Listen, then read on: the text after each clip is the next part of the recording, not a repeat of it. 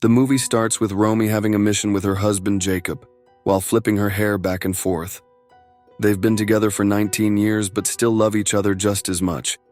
However, once Jacob falls asleep, Romy goes into the next room, watches some explicit videos, and pleasures herself while watching a woman being dominated. The next day, she practices her speech because she's a confident and ambitious woman. But before that, she prepares her kids' lunches and breakfast. She sits down to eat with Jacob and their daughters, Nora and Isabel. On her way to work, an aggressive dog almost attacks her, but a handsome man calls it off just in time. She's a little late for the product launch, but her assistant, Esme, has already set everything up. Romy is the founder and CEO of Tensile, a company that makes robots for warehouse automation, and they're about to introduce a new product. Basically, her company is about to replace Amazon workers with machines. Esme introduces the new interns, and one of them, Samuel, questions if Romy's speech is sincere or just for show. Embarrassed, Esme rushes them out. Romy watches Samuel a little too long before moving on. Later, she sees him again and tells him to get her a coffee. He does as she asks. Samuel then reveals that the only reason the dog calmed down was because he gave it a cookie. Jokingly, he asks Romy if she wants one too. She could be his grandmother. That night, Jacob wants to be intimate, but this time Romy tries to tell him exactly what she wants. She gives him step-by-step instructions on how to dominate her, but Jacob laughs and says it makes him feel like a bad guy. In the end, she gives up and lets him do whatever he wants. At a party, Romy shares that she grew up in cults and communes, and Esme is shocked because black people don't mess with that kind of thing. Later, Samuel follows Romy outside for a smoke. He tells her he specifically chose her as a mentor for the program. She's surprised since she didn't even know she was part of it. While everyone is dancing, she notices Samuel dropping his necktie on the floor. The next day, as the office is being cleaned, Romy secretly picks up Samuel's necktie, takes it to her office, smells it, and puts it in her mouth while pleasuring herself. She takes care of her appearance just as much as her mental health, getting facial injections, cryo-freeze treatments, and attending therapy. The family takes a group photo, but Isabel makes fun of her mom's obsession with looking young. Meanwhile, Isabel herself gives off non-binary vibes. The next day in the elevator, Samuel notices the tiny marks on Romy's face and tells her she doesn't need the treatments. Then, he reminds her about their first mentoring session on Tuesday. Later, while Esme applies cream to Romy's face, she reminds her about the promise to promote her soon. On Tuesday, Romy shows up for the short introduction session with Samuel. The room is soundproof, and it's just the two of them. He's relaxed, and they start talking about how she built her company. The conversation shifts to power dynamics, and at one point, Samuel says he thinks Romy actually likes being told what to do. The comment flusters her and she tries to leave, but Samuel stops her. When he leans in for a kiss, she kisses him back.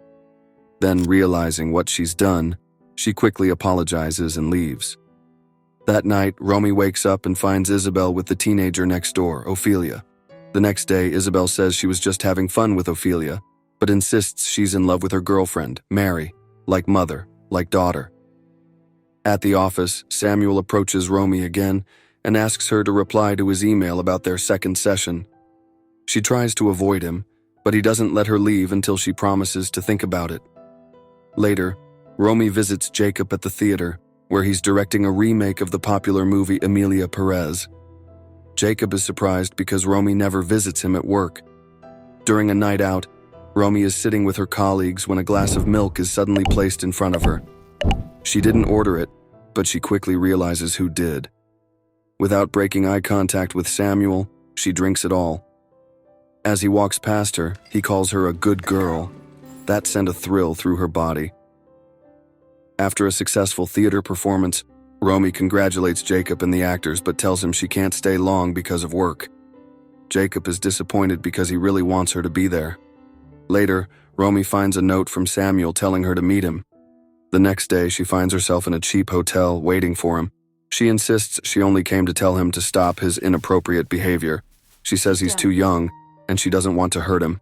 But Samuel knows that with one phone call he could ruin everything she's built. He realizes this excites her, so he orders her to kneel. Romy hesitates, but then kisses him. He doesn't like her taking the lead, so they wrestle until he feeds her from his hand. Romy enjoys being treated like a pet, so she plays along. When he starts touching her, she thinks she's going to lose control. When she finally reaches the edge, she starts crying. Samuel holds and comforts her. And just like that, their affair begins. She even follows him into the bathroom while he's peeing, does strange things like breaking plates and lets him make her clean it up on all fours. Despite everything, Romy goes home to her loving family as if she isn't spending her nights tied up after work. One day when she gets home, she's shocked to see Samuel sitting with her family. He says Romy forgot her laptop, so he was asked to deliver it personally. Afterward, Jacob and the girls invite him on a hike. Later in the car, Romy firmly tells Samuel not to come to her house again, reminding him that her family is everything to her. But Samuel gets jealous and snaps back, saying she shouldn't worry. He doesn't want her as a girlfriend because she looks like a mother. That one stings. Romy insists she's just trying to protect him since he's still young. She tells him they have to keep things professional from now on. Not long after, Samuel requests a transfer to a different department, but Romy doesn't want that because it would raise questions, possibly leading to an internal investigation that could destroy everything she's built. One night, Jacob tries to initiate intimacy, but Romy has had enough. She finally tells him that she's never had an orgasm with him. He's stunned. Feeling overwhelmed, she leaves the house and goes to the bar where Samuel works, only to be turned away. The next day, she tells Jacob she didn't mean what she said. Her body and mind are at war. Days later, Romy can't fight it anymore. She reaches out to Samuel, but he immediately asserts control. He threatens to expose everything unless she agrees to do exactly what he says. Romy hesitates, but Samuel warns her that if she refuses, he'll go through with the transfer. He also makes sure to emphasize that everything between them is consensual. To push her further, he orders her to sit on the edge of the table, then brings her to the edge until she finally agrees to do whatever he asks. Their affair continues, and Samuel still treats Romy like a pet. She even uses her husband's name as their safe word. In one instance, she gets on all fours to drink milk from a plate, and he licks the leftovers off her face. The way the trailer made this seem so seductive? Now, I hope this kind of love never finds me. Romy becomes so obsessed that it starts affecting her home life. At Isabel's birthday party, Esme arrives with Samuel. Romy is furious when she finds out they're dating and later tells Samuel she doesn't want to share him. Esme almost catches them in a compromising situation. Later, Romy warns Esme to be careful since she's technically in a position of power over Samuel, who is still an intern. But let's be real, Romy is the one doing all the rule breaking. After work, Romy lies to Jacob saying she has to stay late at the office. She drives through the night without hesitation. When she finally arrives at the club, it's packed with people grinding against each other. She looks so lost that a woman hands her water and kisses her. Eventually, she finds Samuel, and despite being 58, she dances and makes out with him in the middle of the crowd. Afterward, he pulls her to a quiet spot where they get high and cuddle. As they talk, Samuel admits he likes both Romy and Esme, but in different ways. By the time Romy returns home, it's already morning. Isabel is still awake, watching her mother closely.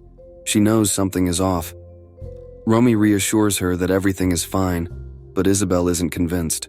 The next day, Esme shows up at their apartment to discuss her promotion, something Romy keeps avoiding. Finally, Esme drops the bomb. She knows about Romy and Samuel. Romy is shocked, but honestly, it was obvious. Esme isn't trying to ruin her, though. She just wants what she's earned, a promotion based on her skills, not blackmail. She tells Romy she expects her to stop seeing Samuel and continue being the role model she always thought she was. Still shaken, Romy finally confesses to Jacob. She tells him she tried everything to fix herself, therapy, treatments, but nothing worked. She admits she couldn't get what she needed from him, so she sought it elsewhere. She lies again, saying it was just one time with a stranger. Girl, please, you rode that man like a roller coaster." Romy also reveals that it wasn't about the kinks or the physical aspect. It was about the thrill of risking everything: her career, her family. That's when Jacob breaks. He tells her to pack her things and leave because she has jeopardized the most important thing in their lives: their children. While staying at their vacation home, Romy spots Samuel swimming in the pool. When she reaches for his hand, he pulls her into the water. They kiss and hold each other before heading inside, but their moment is interrupted. Jacob walks in. The tension explodes into a fight. Jacob and Samuel wrestle while Romy tries to break them apart.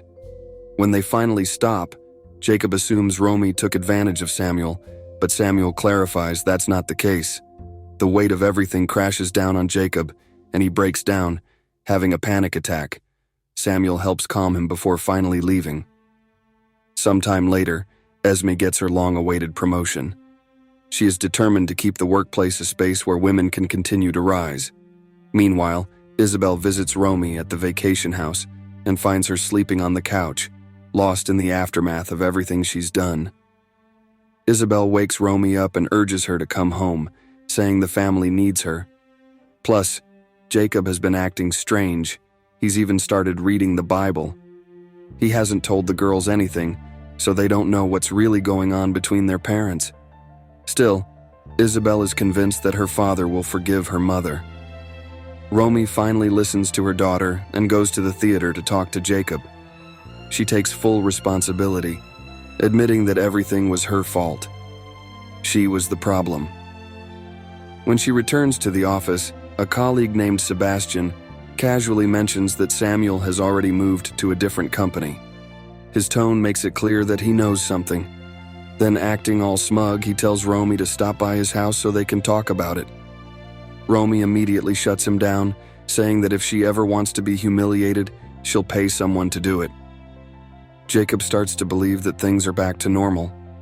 But what he doesn't know is that even in bed, Romy is still lost in thoughts of Samuel, of being treated like his pet.